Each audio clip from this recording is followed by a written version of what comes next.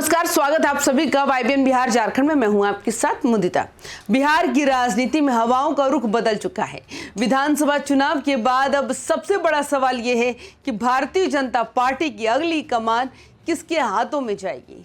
दिलीप जायसवाल के मंत्री बनने के बाद प्रदेश अध्यक्ष की कुर्सी खाली है और इस खाली कुर्सी पर बैठने की होड़ ने विकास की सियासत में नया उबाल ला दिया।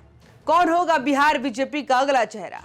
क्या पार्टी एक बार फिर अति पिछड़ा वर्ग पर भरोसा करेगी या फिर संगठन की कमान जाएगी ब्राह्मण नेतृत्व को?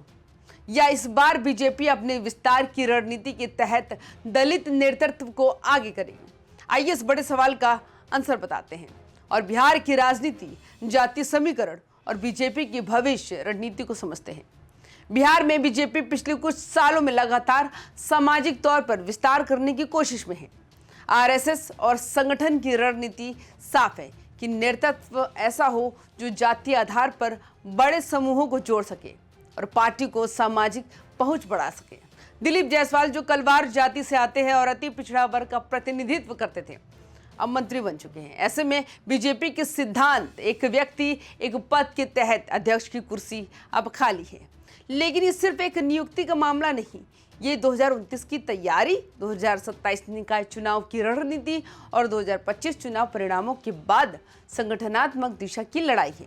सूत्रों की माने तो पार्टी ने एक वरिष्ठ नेता को संभावित नामों की सूची तैयार करने की जिम्मेदारी सौंपी है। 3 नामों का पैनल बनाकर उसे दिल्ली भेजा जाएगा। इसके बाद केंद्रीय नेतृत्व नाम पर अंतिम मुहर लगाएगा। बिहार एक ऐसा राज्य है जहां जाति पहचान राजनीति और सत्ता दोनों को प्रभावित करती है।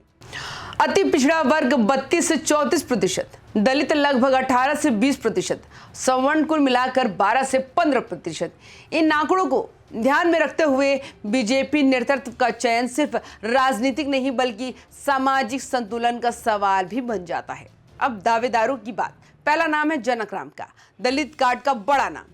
जनक राम का नाम सबसे आगे बताया जा रहा है। बीजेपी में आने से पहले बसपा में लंबा सफर तय कर चुके हैं, सांसद रह चुके हैं, मंत्री रह चुके हैं और संगठनात्मक पकड़ भी अच्छी मानी जाती है। अगर बीजेपी दलित नेतृत्व लाती है तो संदेश साफ होगा कि पार्टी दलित नेतृत्व को मुख्य धारा में ला रही है और आरजेडी के दलित वोट बैंक में सेंध लगाने की कोशिश करेगी। दूसरा नाम है संजीव चौरसिया। अति पिछड़ा वोट बैंक का प्रतिनिधित्व संजीव चौरसिया फिलहाल सबसे चर्चित और मजबूत दावेदारों में शामिल है। तीसरी बार विधायक बनने के बाद उनकी प्रोफाइल मजबूत हुई। उनकी पृष्ठभूमि बीजेपी संगठन में गहरी है। बीजेवाईएम से लेकर प्रदेश उपाध्यक्ष और राष्ट्रीय स्तर तक का सफर उन्होंने औरों से अलग बनाता है। बीजेपी अगर ईबीसी कार्ड दोबारा आजमाती है तो ये संदेश होगा पार्टी अपना फोकस वही रखेगी जहां वोट प्रतिशत सबसे अधिक है। तीसरा नाम है मिथिलेश तिवारी, यानी ब्राह्मण नेतृत्व की मजबूत एंट्री। मिथिलेश तिवारी बिहार में बीजेपी के प्रमुख ब्राह्मण चेहरे के तौर पर जाने जाते हैं। आरएसएस विचारधारा से गहरा संबंध रखते हैं, संगठनात्मक अनुभव है और हाल ही में विधायक चुने जाना उन्हें मजबूत विकल्प बनाता है। अगर नेतृत्व उनके हाथ में जाता है तो संदेश साफ होगा कि सवर्ण नेतृत्व की वापसी। चौथा नाम एक और ब्राह्मण नेता का जिन्हें मंत्रिमंडल में जगह ही नहीं मिली, वो है नीतीश मिश्रा। पॉलिटिकल विरासत के साथ इनकी आधुनिक नेता वाली छवि भी है। पूर्व मुख्यमंत्री जगन्नाथ मिश्रा के बेटे, तकनीकी और आधुनिक सोच रखने वाले मिश्रा फिलहाल बीजेपी में नीति आधारित राजनीति का चेहरा माने जाते हैं। पिछली बार मंत्री रहे लेकिन इस बार कैबिनेट में जगह ही नहीं मिली। ऐसे में संगठनात्मक जिम्मेदारी उनके राजनीतिक भविष्य को नई दिशा दे सकती है। 5वां नाम है विवेक ठाकुर का। सीपी ठाकुर जैसे कद्दावर नेता के बेटे विवेक ठाकुर का नाम भी बेहद चर्चित है। संगठन की समझ और दिल्ली से लेकर बिहार तक की मौजूदगी उन्हें मजबूत उम्मीदवार बनाती है। अभी नवादा से लेकर लोकसभा सांसद की भूमिका में है। दावेदारों से अलग सवाल ये है कि बीजेपी क्या चाहती है। कुल मिलाकर 3 बड़ी रणनीतियां दिखाई देती है। ईबीसी नेतृत्व देकर पार्टी अपनी सामाजिक जड़ें गहरी करे, दलित नेतृत्व देकर आरजेडी कांग्रेस की वोट बैंक में सेंध लगाए, ब्राह्मण नेतृत्व देकर बीजेपी के पारंपरिक और वोटरों को मजबूती दे। अब सवाल इनमें से बीजेपी कौन सा रास्ता चुनेगी।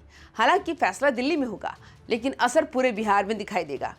चुनाव का समय अभी दूर है लेकिन संगठन की कमान किसके पास जाती है यह आने वाले महीनों की राजनीति तय करेगी। एक बात तय है कि ये सिर्फ पद नहीं बल्कि बिहार में बीजेपी की दिशा, रणनीति और भविष्य का प्रतीक बनने जा रहा है।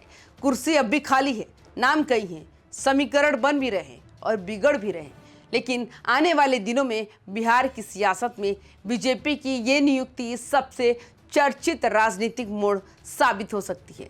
तो आपको क्या लगता है? आप हमें अपनी राय कमेंट्स करके जरूर बताएं। बाकी तमाम खबरों के लिए YBN बिहार झारखंड को सब्सक्राइब करना ना भूलें। नमस्कार।